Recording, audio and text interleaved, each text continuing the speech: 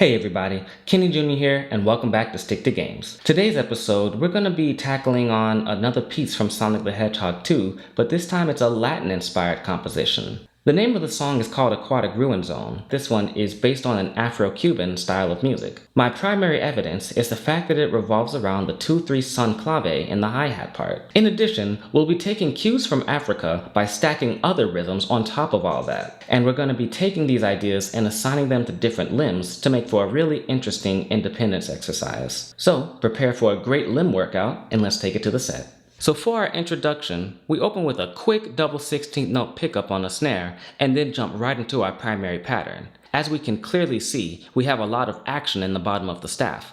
So here's a breakdown of our pattern. That 2-3 I mentioned earlier can be found in the hi-hat foot pedal part.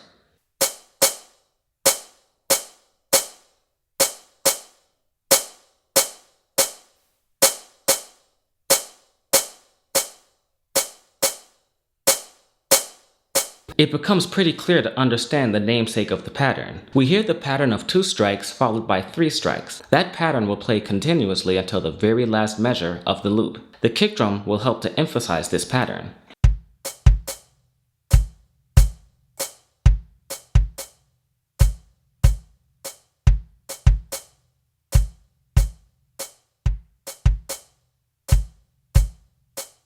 Now, our kick drum is playing something that resembles a bass tumbao part also found in Afro-Cuban music. We will keep this going for a while and throw some 16th notes on the snare and toms on top of that, basically filling in the gaps until we start with our primary pattern.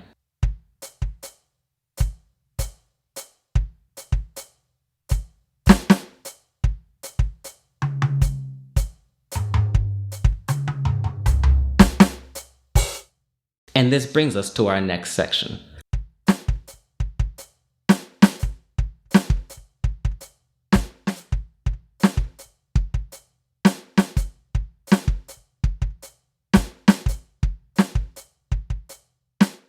In the middle, we will turn it around with a cool little rhythmic idea.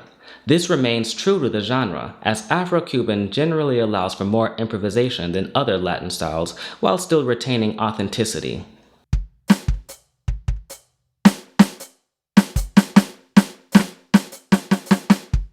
After a return to the first pattern, we will then go into something that closely resembles the sound and function of a device known as the abanico, a rim shot on the timbales followed by a roll ending with another rim shot. This is used to signal the cue for the next section of music.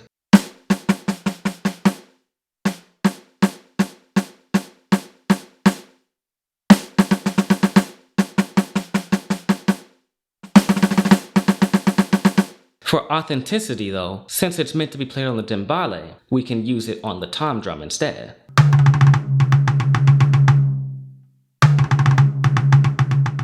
In the next section, the kick returns to the bass tumbao and we add a part that closely resembles the use of slap and open conga in this type of music. We see this embodied on the snare and the high tom.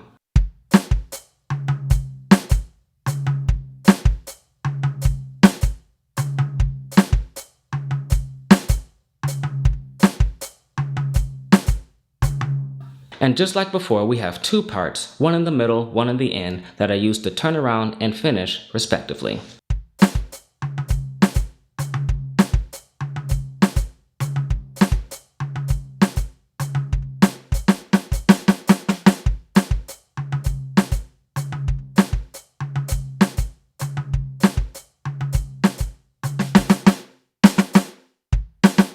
So far, we have plenty of things to do with our limbs and lots to think about. But for an extra challenge, we can add even more texture if we use our ride cymbal bell to follow the melodic background pattern. It not only makes for a really cool effect musically, but a serious 4-way independence exercise.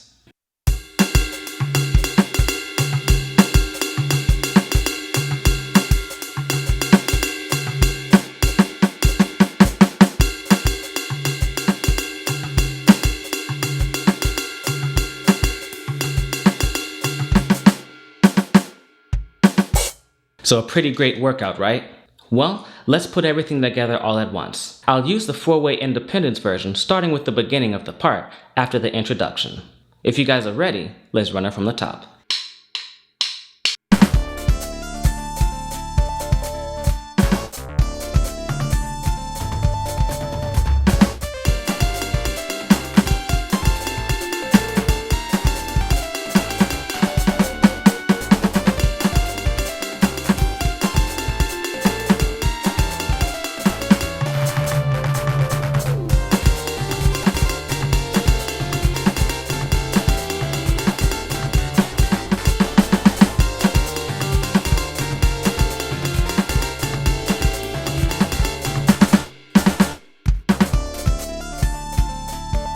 And alright everybody, that just about covers everything we had to talk about here today. If you enjoyed this video, please remember to like the video and also subscribe so you can see my future videos. If you can think of a video game track that you'd like for me to cover with an interesting drum part, I'd be happy to if you drop me a line on my Instagram or my Twitter, and I'll look into it and try to make a video for you.